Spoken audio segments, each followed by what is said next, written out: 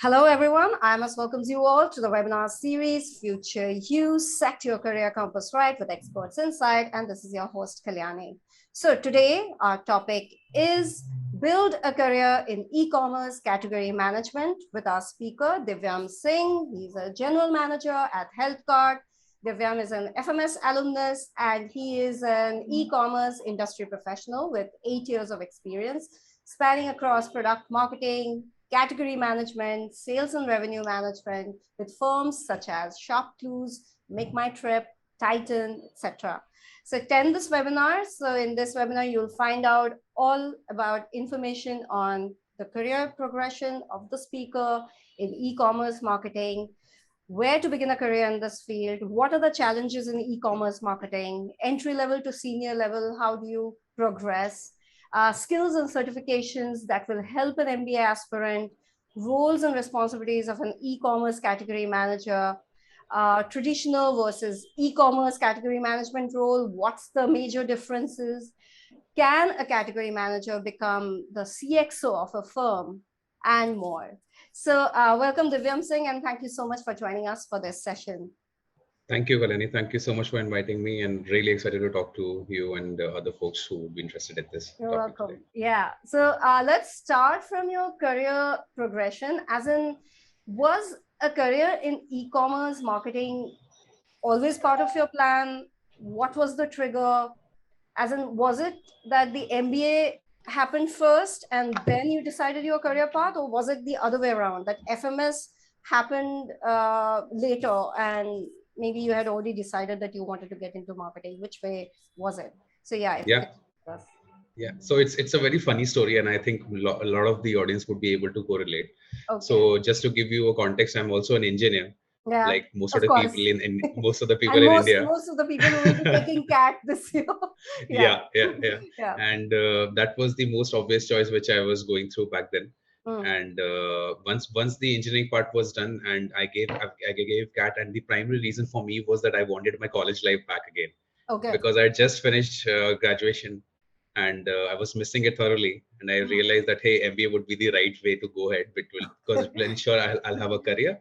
Okay. And at the same time, I'll also have my college life again. So FMS happened, and I think I chose FMS primarily because of two reasons. One was that the tuition fee for FMS is extremely less. Yes. It's just 20. You just end up paying 20,000 rupees for a 2 years MBA course, and it's also now the fee has gone up, but still it is still the ROI is way beyond than all the other B schools. Yeah. Yes. And the college features in top 5 colleges in the country. Yes. Yeah. So that was an obvious choice for me.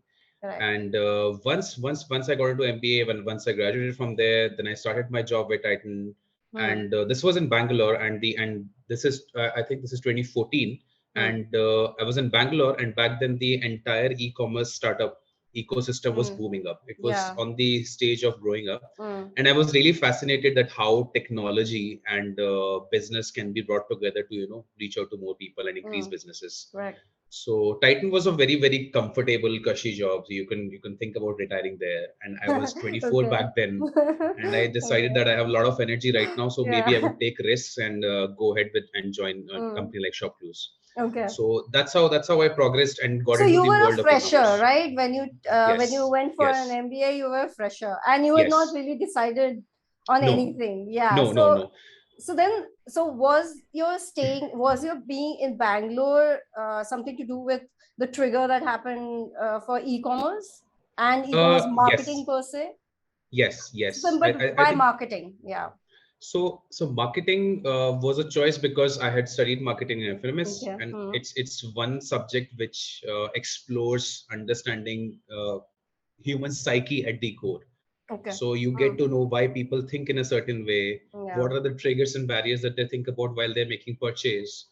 So I found it extremely interesting, and I decided that this is one area where I would want to stick to. Right. Okay. So Bangalore had a lot of play into this because the city is very young. People are very, very open-minded relatively in comparison to other states in our country when it comes to startup world. So that was always, that's why it triggered it. Okay. that's how the transition happened for me. Okay. Yeah. So can you take us through your career trajectory right from FMS, then management trainee at Titan, and then how ShopClues happened, and then of course, since we are concentrating more and more on e-commerce marketing, so how exactly you came back to HealthKart. Yes. Yeah. So once I spent a year's time with Triton as a management trainee. So you do a lot of business stuff there. I progressed and joined ShopClues as an associate category manager. That was my starting designation and the role, and spent 3 years of time there into this role, and got progressed to as a category manager. From there, I moved to Make My Trip as a revenue manager, where you can visualize that all the flights which are booked in the country, my role was to ensure that the revenue for all the flights which are getting booked through Make My Trip, I'm taking care of the right amount of revenue which the company decides tomorrow. And from Make My Trip, there was a brief stint with a company called as Wedding Wire, which was into web tech space. And finally, I went to HealthKart, which is at the intersection of my own passion for fitness, where I'm working as a general manager for product marketing and brand management. So this is also in the context of e-commerce, because a lot of the entire 80 to 90% of business for HealthKart comes through the online channel, and a smaller percentage comes through retail channel. So that's how my career trajectory currently has progressed. Okay, can you tell us a little bit about the roles and responsibility, like overall roles and responsibilities of a category manager in e-commerce, and then we'll figure out the other industries. Yeah. Okay, so I'll for the sake of better understanding for the attendees, let's take an example about how before things were when the entire e-commerce world came in, and then the role would be easier to understand. So traditionally we had all brick and mortar, which we say kinara stores, yeah, parchune ki dukaan in Hindi, the common general stores, right? And you find a lot of stuff there in the shop. There is a owner in the shop, and there are support staff within the store who handle the person with respect to getting the operation, picking up these stuff from the store, right? But commonly you would notice that this owner of the store in the physical store format, a lot of the traditional stores, there is a person who is always sitting and who is doing the financing part, right? He's always looking whether the money has been collected or not collected. The other people are usually involved in the operations part. Now in comes the e-commerce industry, where every store is in the online context. So let's say you are selling a bunch of chocolates online, right? So all the chocolates would be listed in the online store first, right? The role of the category manager along with his teammates is to ensure that the business and the profitability of the business which is present online is ensured. So as an associate category manager, when I started my job role, it was a team management role. And I was supported by category account managers, which I'll talk about. Then the second role is category merchandising managers. Then there is an analyst, and then there is a customer support executive. So what happens is the category account manager in this ecosystem helps in getting the vendors who would want to sell their products on shopclues.com. Okay. Let's suppose that Kalyani today has a business for, say, proprietary candles, which are very beautiful, right? and you decide that you want to sell them on shopclues.com. So my category account manager would get in touch with you, would try to understand your business, would ask you that, hey Kalyani, what is the minimum amount that you want if somebody purchases your candle through shopclues.com, right? So once you give that amount, the account manager would list you on shopclues.com. Okay. So once you are live on shopclues.com, the category merchandising manager would decide that where do I need to promote Kalyani on shopclues.com so that she gets maximum visibility online.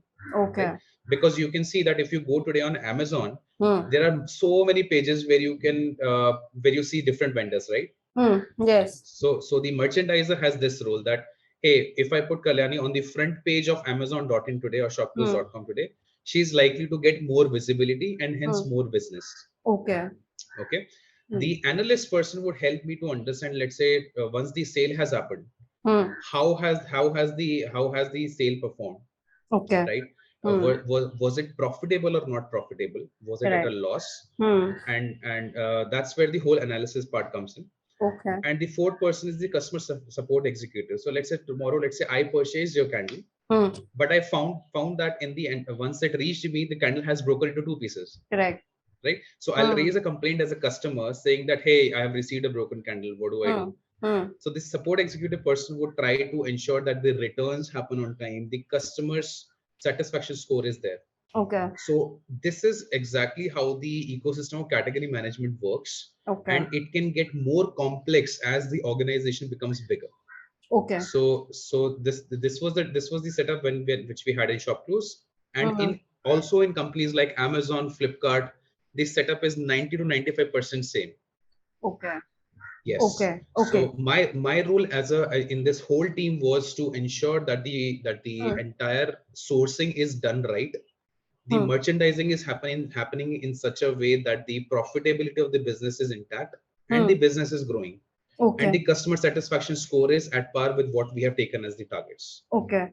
But is e-commerce industry, is category management as such, is industry agnostic as far as within e-commerce is concerned, as in product wise? So say HealthKart has a very different way of category management. In compared to say an Amazon or a ShopClose, which has got so many other products. So can you tell us like how exactly it's different? So there are three type of companies which which are trying to get into the e-commerce business. I think it will help people to understand better. Okay. So first is called as marketplaces. Okay. So Amazon, Flipkart, ShopClose, Meesho, Nykaa, all these players are called as marketplaces because a lot of other players sell on these platforms. Okay. Right. Okay. So these players who are onboarding the vendors are essentially the connect between the customers and the vendors. Okay. Right. The second type of players in the e-commerce industry are D2C marketplaces.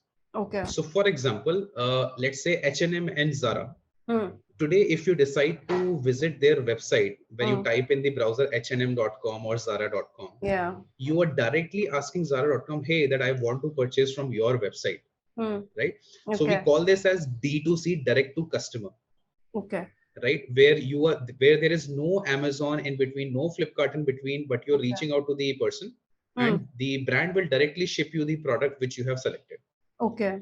Okay. And the third type of e-commerce system can come in, let's say, the big FMCG companies. So for example, HUL, Nestle, Reckitt Benckiser, all these big names, which are traditionally the retail setup companies who have a strong foothold in different channels, are slightly weaker, relatively weaker when it comes to e-commerce. Okay. So they decide that, hey, we also want to have an e-commerce setup. Right. And let's do that. So they do it in two ways. One, they would create their own website very similar to H&M and Zara, which I just quoted. And second, they would also sell on Amazon, Flipkart, ShopClose, for example. Okay. So it's like a hybrid model that way for these brands. Okay. Okay. So the role differs depending on where you are in this ecosystem. Okay. So the example which I gave you for ShopClose is very specific to marketplaces. In case of D2C website where I'm currently working at HealthKart, the role is in such a way that I also have communications under my portfolio. Okay. Okay. So let's take the same example. Let's say if I was Kalyani and I was working at HealthKart and I'm selling candles at HealthKart for today, that the category management part which I explained before remains the same. Okay. But now I would also decide that what packaging in the what would be the packaging for that candle. Right. What would be the name for that candle brand. And the second part is that how do I want to communicate, essentially the branding aspect. Okay. Right. So that communications part gets added in this setup. Okay. Okay. Yes. Okay. And in some organizations, the digital marketing angle also gets added to category managers portfolio. Okay. So for example, today I'm sure a lot of attendees scroll through Instagram, Facebook, a lot of time, right? You see brand ads coming in, right? Yes. So these brand ads are essentially digital marketing or performance marketing ads. Okay. And what the brand says is that I want to target all these young folks on Instagram. So I will create a video and I will have my brand and product there and I'll show it to these folks. Right. Okay. So this is again the communication aspect which gets added in D2C setups. Okay. Okay. But in large organization, let's say tomorrow somebody decides to go into a Nestle or an HUL, into So an e-commerce that would specific. be a okay e-commerce, or are we talking now of traditional? So we're talking about both. So Okay. So traditionally, I'll also come to that question. So traditional category management is fairly similar. Okay. But what people need to understand is that that category management in traditional roles happened in offline setup, right? So let's say if I was working in Nestle today, as a category manager, let's say category manager Nestle chocolates, right? So I would be handling retail stores, that wherever the stores where Nestle has presence, where is Nestle chocolate selling the most, Right. right? Okay. Right, and which stores are giving me more profitability. Okay. Right, so except for online context, it goes completely into the offline side of things. Okay. Okay. Yes. Okay. Yes. Yeah. So you were saying something about, how with HUL and all that, their e-commerce. I mean, if you were working as a e-commerce category manager with an e-commerce business. Yes. And if you are working in an HUL or a Nestle as a category manager, looking after their website and their product. So what's the difference and how exactly it works? Yes. So the role there in case, so one is that you are less likely to have a bigger team structure in bigger organization. Okay. So you are likely going to stay as the e-commerce manager who would do one, ensure that the right products are being sold on the right platform. Okay. Right. So let's say if today I'm a brand called H&M and I decide to sell on platforms like say Myntra, Amazon and Ajio.com. Okay. Right.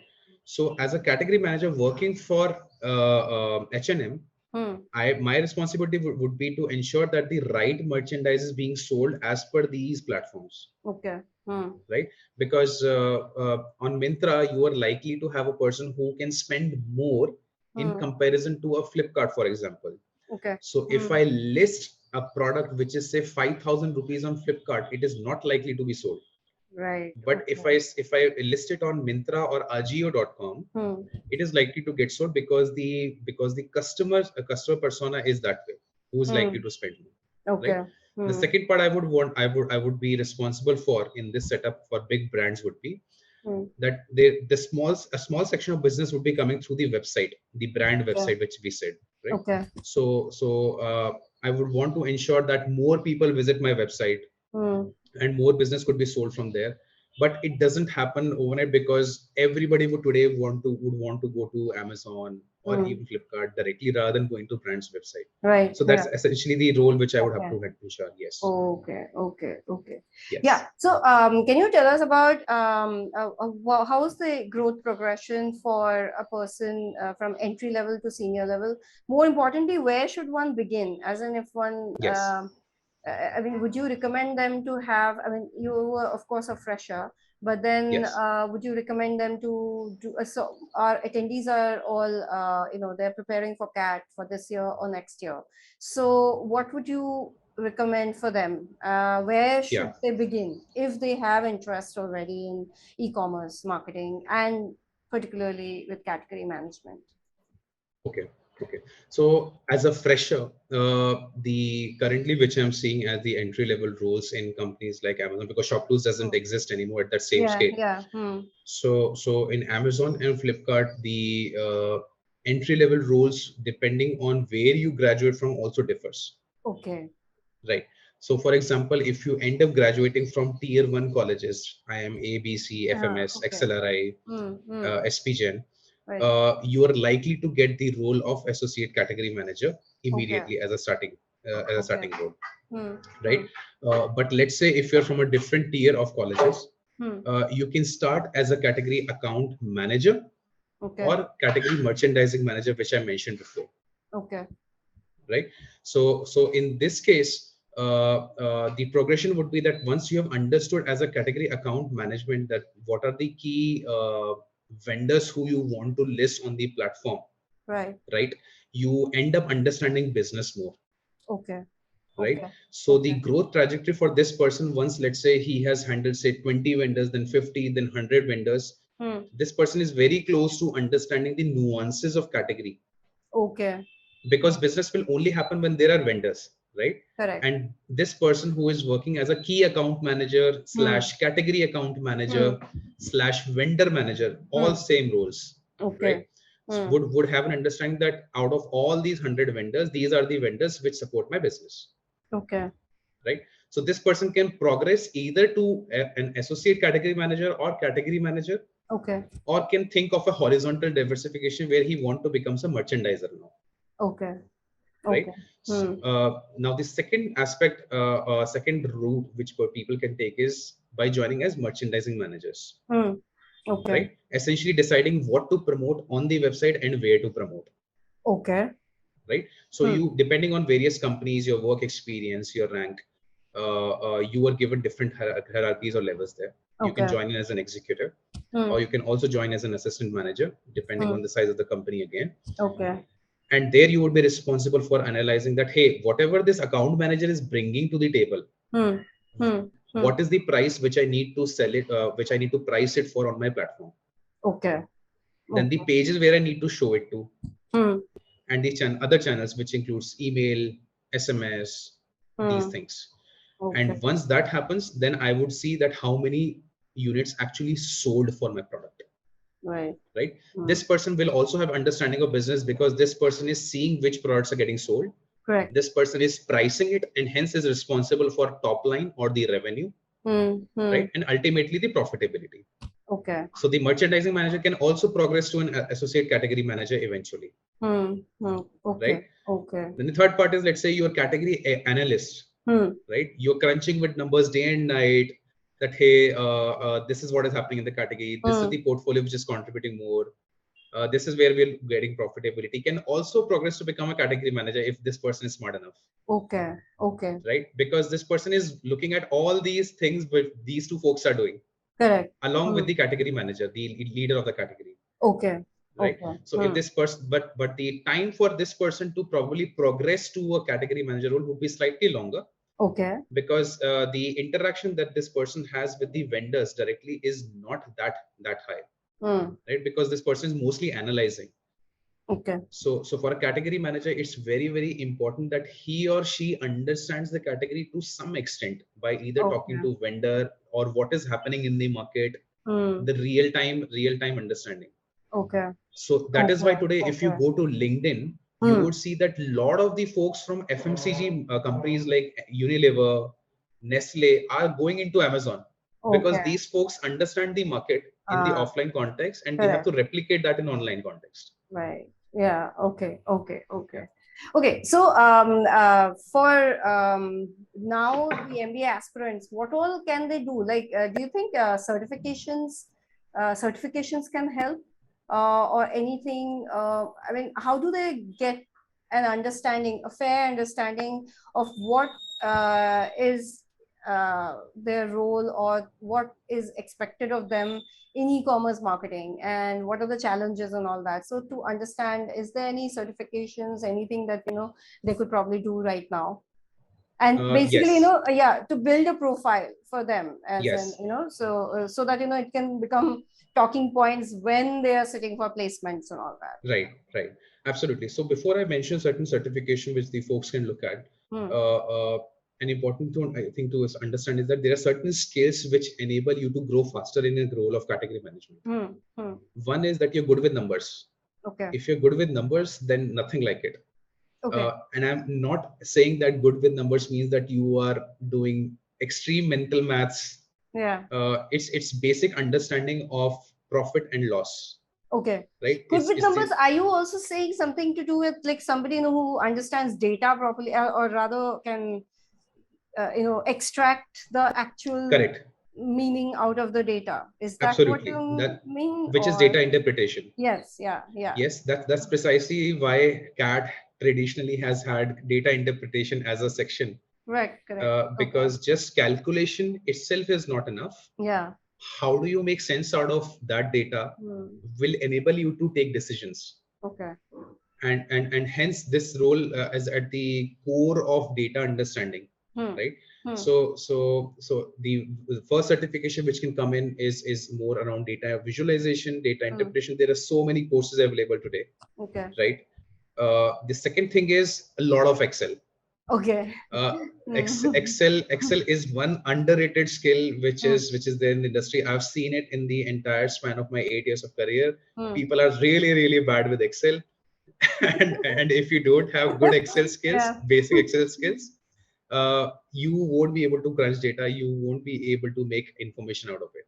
Correct. So I think at the current level where the attendees are, they are also managing hectic stress for CAT. I think Excel is one thing that they can definitely invest in. You have thousands of courses on YouTube, and I learned it through YouTube only, by the way. There was no official course which I did, and it was an on-the-job learning as well. But if you know Excel, you would be respected for sure, and you would be given some good expectations with respect to crunching out numbers. Eventually can grow. The third is the creative side of it, because you are also involved in category management with respect to marketing indirectly.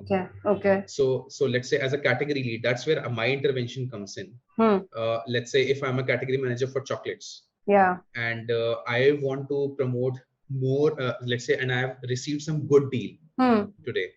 Say, for example, I am in touch with Cadbury, and Cadbury decides that, hey, Divyam, if you sell more chocolates on your platform on Amazon, I am ready to give you a better price. So, for example, let's say Cadbury says that, Divyam, I'll give you one chocolate for 50 rupees, right? You are free to sell it at whatever price you want on Amazon. But sell 10,000 chocolates for me in a day. Okay. So my task becomes, number one, getting this person onboarded. Then fighting with the marketing team that, boss, this project has come in. We need to sell 10,000 chocolates. More selling chocolates on Amazon, that means more commission for Amazon, thereby good business for us too. So I have to fight with the marketing person that, hey, can we invest in some email marketing? Can we send SMS as a blockbuster deal or things like that? So one essential skill there comes in with respect to the creative side is you can think about content copywriting. Then there is I won't say designing would be needed for this person, because to some extent content copywriting does help later on in the future. But I think this should be enough at this particular stage. I mean, they can basically maybe look at several YouTube videos. Definitely, Excel, yes. Absolutely. You guys can actually Absolutely. do those, and in fact there are very good courses on Excel as well, if you want to go for those paid ones. But then again, if they're available on YouTube, then why not? Okay. Next question is, what's the typical experience level the industry is expecting from a person when they're hiring? Sure. So there are roles for freshers as well as for people as high as 6 to 7 years. So, but for the sake of simplicity, let's assume that a company is hiring for an e-commerce manager at a manager level, right? So typically you would need 3 to 4 years of experience, relevant experience in handling businesses. Okay. So when I say handling businesses, let's say it actually means that you understand the math around profit and loss. Right? You know that if you give X amount of discounting on a particular product, it's likely to sell more. Right? So this is one common question which gets asked in the interview, that, hey, if I want to sell this more, what are the steps which you will take in order to achieve it? Right? Because these are the basic questions that yes. I remember my question very clearly, that I was given a question with respect to increasing the top line. This was for which one? For which job? This was for shop close. The first interview question, I remember it very clearly, that you want to increase the business for, let's say, cleaning supplies category in shopclose.com. What would be your levers which you would want to pull? So levers means steps, essentially. So revenue is essentially nothing but price multiplied by quantity sold. Then these are the two broad levers. That means you need to have an understanding of how you can reduce the price and thereby increase the quantity sold. Right? or you can, let's say, increase more price but sell lesser quantity but still make more revenue. Right. Okay. So you get this sort of experience once you have spent 3 to 4 years of time in a company which is Okay. involved on the business side of things. Hmm. Let's say once you ascend to ranks of, let's say, a general manager or vice president and things like that, Okay. that means you have spent considerable amount of time in understanding the business. You have spent some time on merchandising also. Okay. You also have some understanding about how to control the customer experience for betterment. Right. Right. So Okay. you Okay. are leading a ship that way. So I think three to Okay. four years would typically suffice. But let's say Okay. you're a fresher, you can look at some Hmm. entry level executive roles Hmm. that should absolutely not set up. Even in fact, there are a lot of companies who hunt for freshers Hmm. purely to help them with a lot of operational work. Okay. Okay. So these folks can then get an understanding about what's happening in the category once you are inside the system of a company. Correct. Okay. So now that you were talking about for freshers. Now for Yes. freshers, how do you build a solid profile for them? As in, Yeah. now, what kind of questions will they be asked when they are sitting for one of these, say, in category management, in e-commerce marketing, Correct. e-commerce industry? What are the Correct. kind of questions they'll be asked by what are they even looking for in the profile? Yes. Yeah. Yes. So as an interviewer, if let's say I'm hiring a fresher tomorrow, and let's say I decide to visit an MBA college in our country, my end goal would be to select a person who is good with their analytical thinking skills. Okay. That is like the bread and butter for this particular role to happen.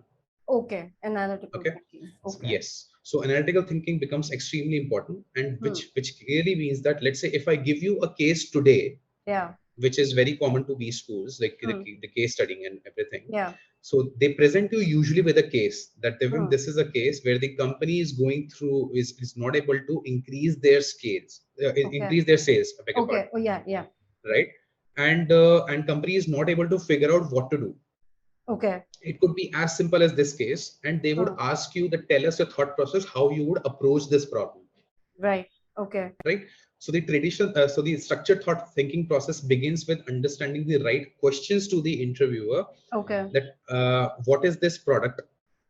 What is the price point at which this product operates? Right. Right. Which is the category? Right. Once you've gotten this basic information from the interviewer, you then ask questions like that: how has the sales responded in the last month versus the previous month? Okay. What was the sales in the same duration in the previous year? So you're making a year-on-year comparison. Okay. Right. So in some cases, it would be needed for a quarterly comparison. So for example, fashion. Yeah. So you can't expect to have sales of summer clothing during winter session, right? Okay. So Yeah. quarter to quarter comparison becomes important. Okay. So I'm thinking analytically and in a structured manner, and I'm telling the interviewer that I know where to look at. Okay. So for the entry level roles, this is the first important skill which is tested. Okay. The second is the number skill Yeah. crunching aspect.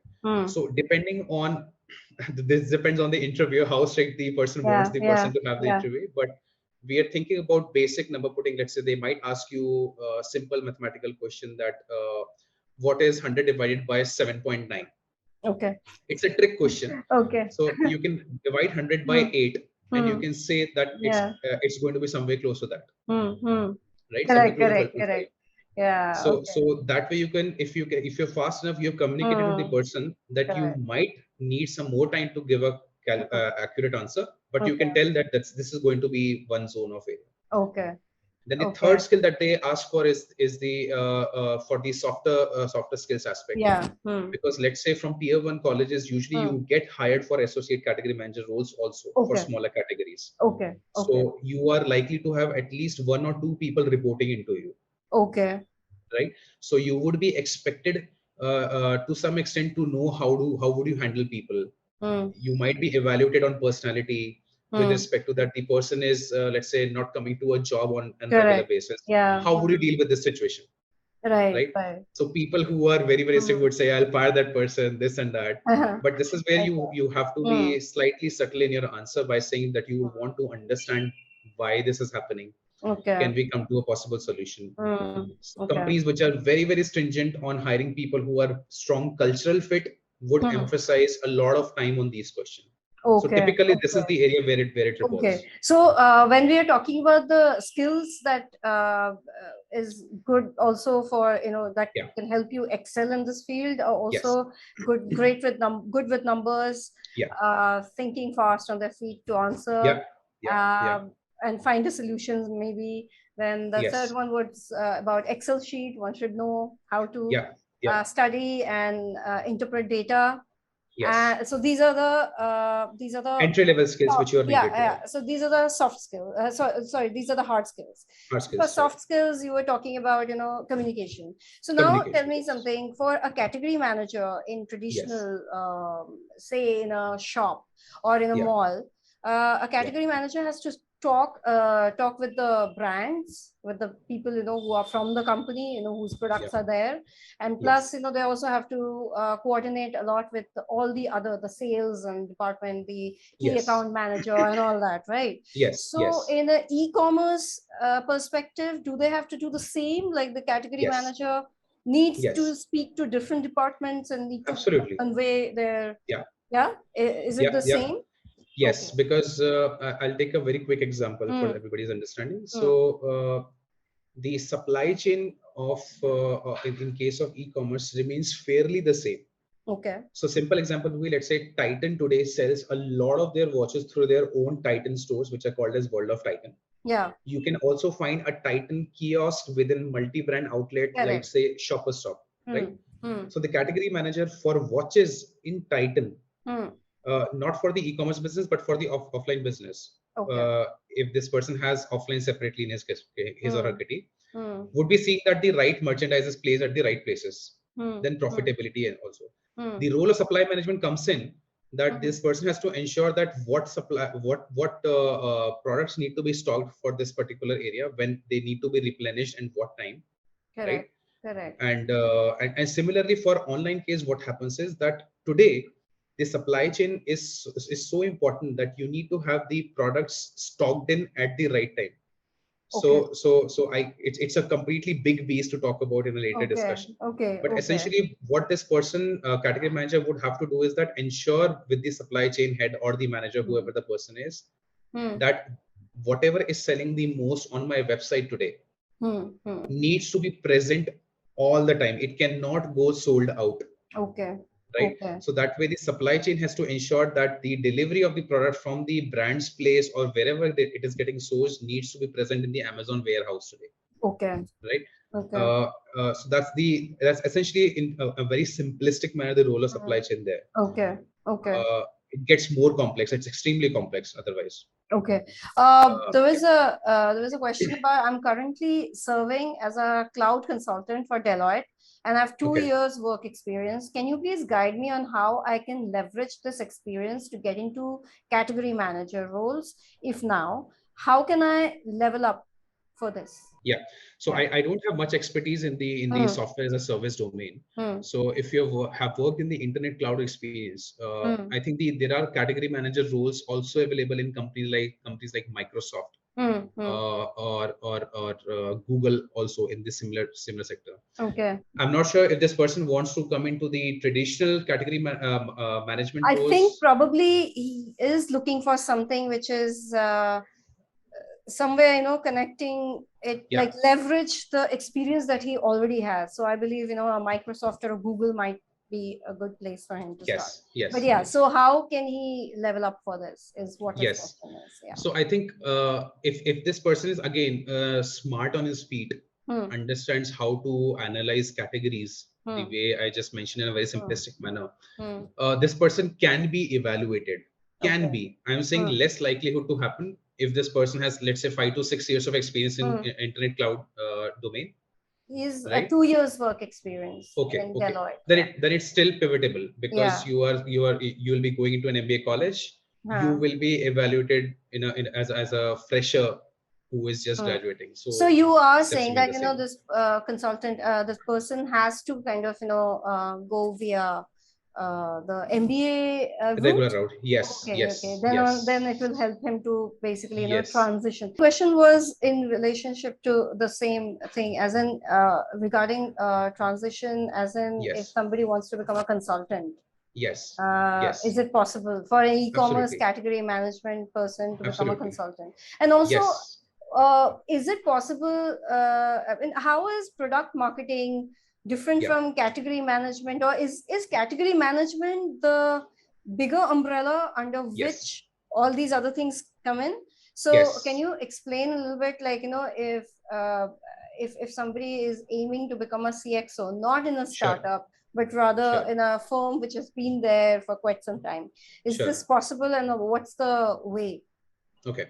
Hmm. So the first question, the answer to Hmm. your first question is a Consultant, yes. yeah. Hmm. The consultant can, a person in this industry can become a consultant. Hmm. In fact, for a brief period of time, I did think that in future I would want to become a e-commerce consultant. Okay. So if somebody who is interested into consulting, if you Hmm. go through their website, Deloitte, Yeah. McKinsey, Bain, Hmm. all Hmm. all their website pages, these folks have started to hire people who are from the e-commerce industry as the as senior consultants, and Hmm. even to the level of directors, so on and so forth. Okay. Because they know that people who have stayed in this industry are likely to guide their consultant teams better in order to deliver better impact to their clients. Okay. So yes, it's a big yes. I think personally for me, I would also eventually might want to consider consulting as a career option. I'm Okay. not a big fan of consulting because it takes a toll on your life. I've seen my Hmm. friends. Yeah. Uh, so it's a yes. The second Okay. question is that is product marketing and a subset of category management? The answer is Yeah. yes.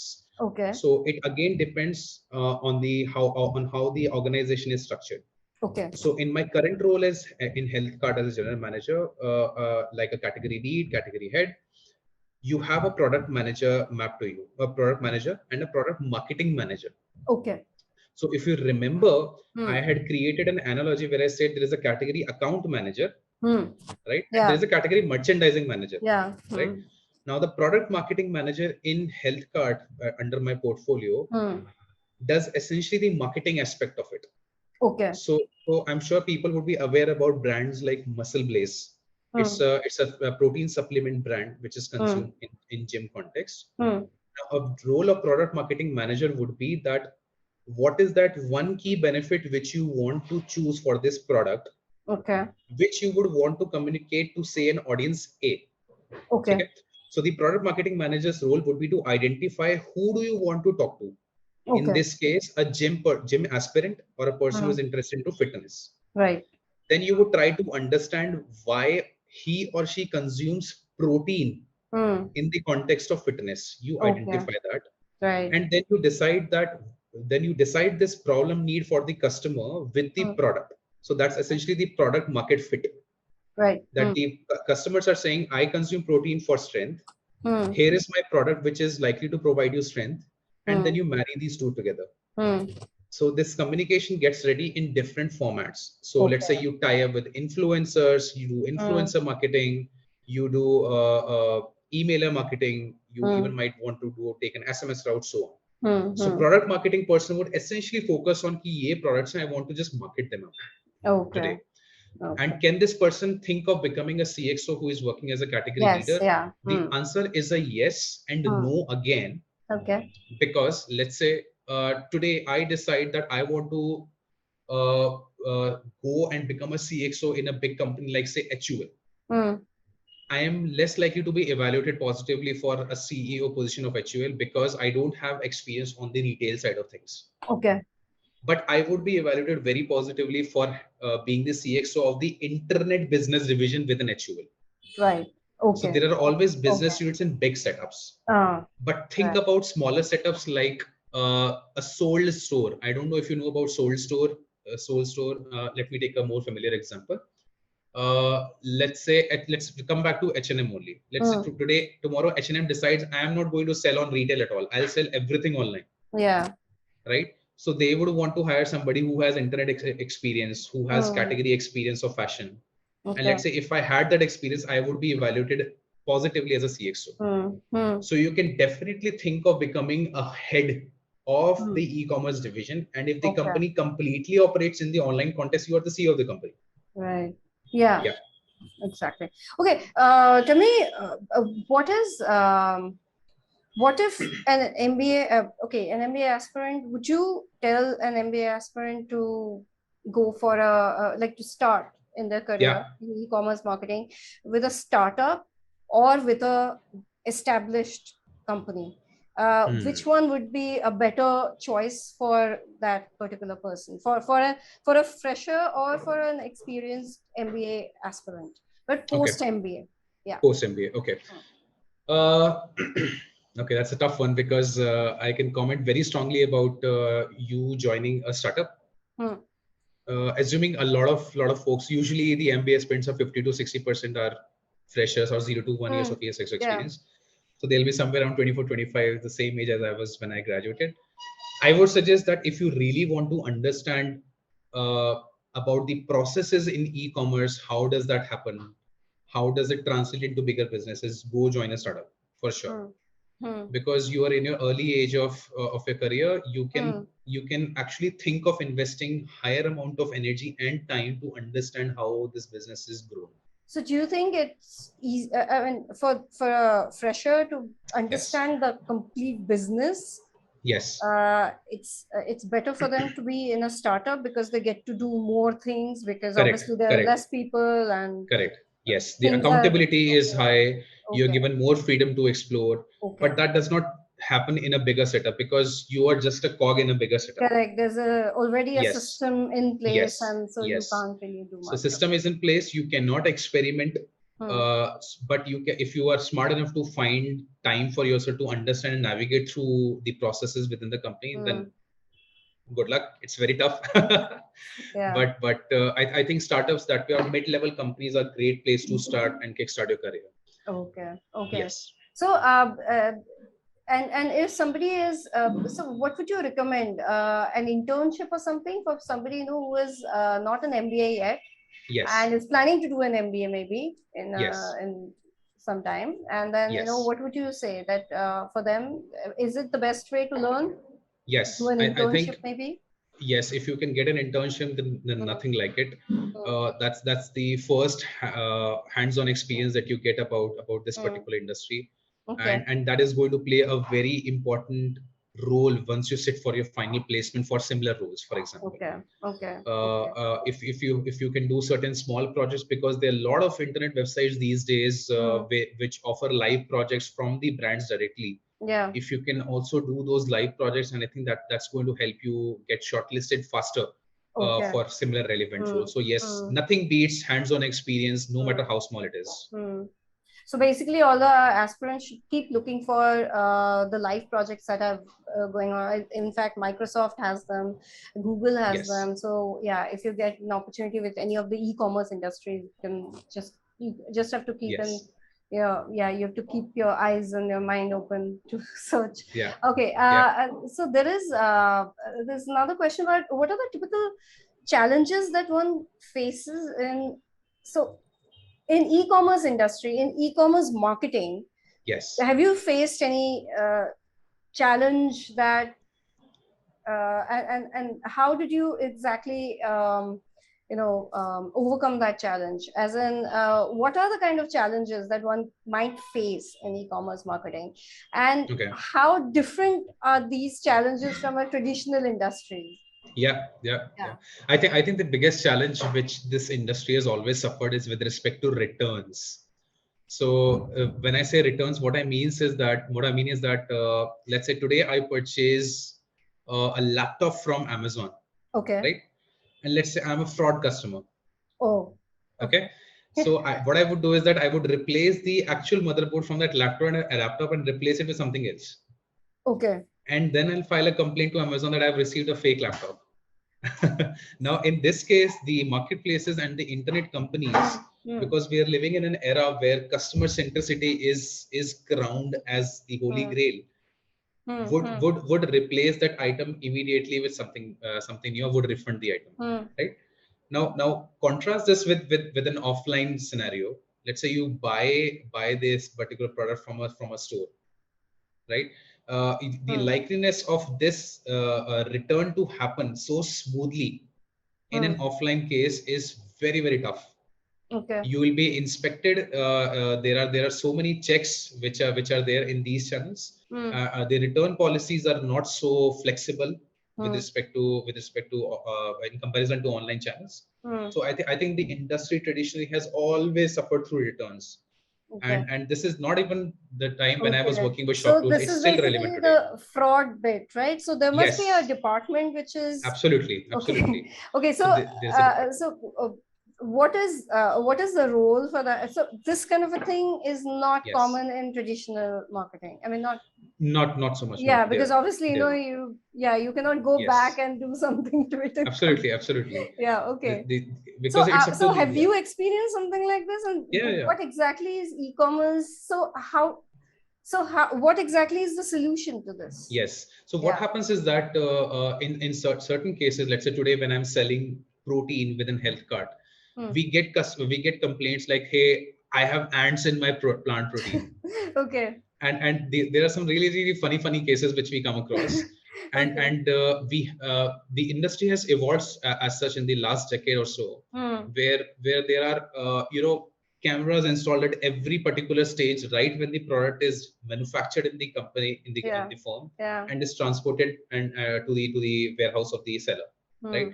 So the likelihood of ants to occur in between, or let's say the box being broken or it has been used, can be verified through these cases. Okay. So there is always a customer redressal department in all these companies, which will take up these queries, try to verify each step whether the concern is genuine or not.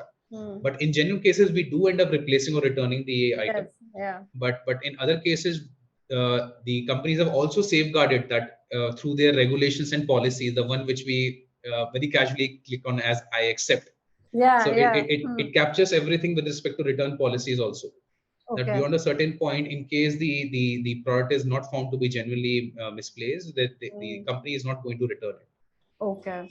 Yes. So there are multiple ways that way. Okay. So what are the I mean, in e-commerce marketing, how much communication do you really need? As in traditional marketing, everybody knows that you need to be a great communicator. You need to be a people person out there, all that. In e-commerce marketing, is it the same or is it different? Yes, it definitely not just for category manager, but overall. Yes, it does help, because just visualize it that way, that no role in internet industry or any company can be performed in an isolated fashion. Because everything is so interlinked, you would need support of other teams for sure. Correct. Right. So one thing which you are expected to have in this case is at least some networking skills. Can be very basic. Okay. Or you should know how to communicate your problem to the other person, and how this problem is in interest of the other person also, which would lead to smooth execution of the process. Okay. Because there are other support teams which are linked to category management teams also. Correct. And so on. This marketing team is linked to some other supply chain function, so on and so forth. Right. So in this case, you need to know to some extent how do you want to navigate through people management that way. How do you talk to your peers? The communication has to be crisp enough that the person understands. Right. So it does help, but it's certainly not something which is a give or break for you to not get into the industry. Okay. Okay. Can you tell us 3 books that our MBA aspirants should read? Things that might help them to understand e-commerce better, or maybe even a book that has stuff like that, like what you were talking about, like the kind of frauds that happens and the challenges that are there in e-commerce. Just give me a moment, I'll show you the books. Sure. And Tanya, yes, thank you so much, and all the best for your preparation. But I would say just don't aim for IIM ABC, also aim for FMS, XLRI, IIFT, and all the best. Yes. Okay. I think I have some 3 books which I would want to recommend. The first is called as Influence. It's called as Psychology of Persuasion. Okay. A great book somebody who wants to launch their career in sales, marketing, Okay. and even business side, I think this is a great book to read. Okay.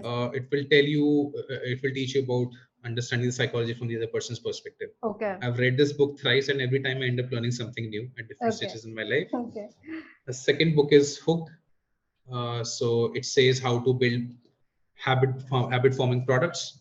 So this will again tell you a bit around the psychology of triggers, what can be utilized in order to create better products, and it's very relevant for the internet industry. Yeah. And third book is Why We Buy. It's one of the classic books which is suggested to Why read. We Buy. Yeah. Okay. Yeah, Yeah. yeah. Yeah. It's by Okay. Paco Underhill. And this book will also give you a lot of context from retail marketing perspective. Right. Right, that in a particular supermarket there are sections which are placed closer to the entry doors, and there are sections which are placed far away. So there is a reason behind it. Yeah. Yeah. So that this book talks about more around those but this would be more to do with traditional, no? Because absolutely, in the last session with Preeti, it was all about FMCG marketing. Yes. So Yes. I did ask her, because I've always seen, like, whether it's Nature's Basket or any other malls, I've seen like the milk and the essentials are always at the back, because everybody knows that they all need it. So you don't need to have them right there, where but then again, the eye level also, the rate increases or decreases according to the positioning of the product. But tell me, in e-commerce, is it the same in for category managers to look after? As in, if I just for example, in Amazon, I want to look for shoes. So the first page with those 5 or 6 products that are showing, are they paying more to the e-commerce? Yes. So how does it work? It's the same thing. It's the same thing. That's precisely why I recommended these books, because if you understand things from retail, actual traditional setup, then you will know can how draw people parallels. are reacting and how people buy. Yes, because internet e-commerce purchase is still very, very nascent behavior in the timeline of say 50 years, right? So people are still acclimatized to the entire idea of buying offline.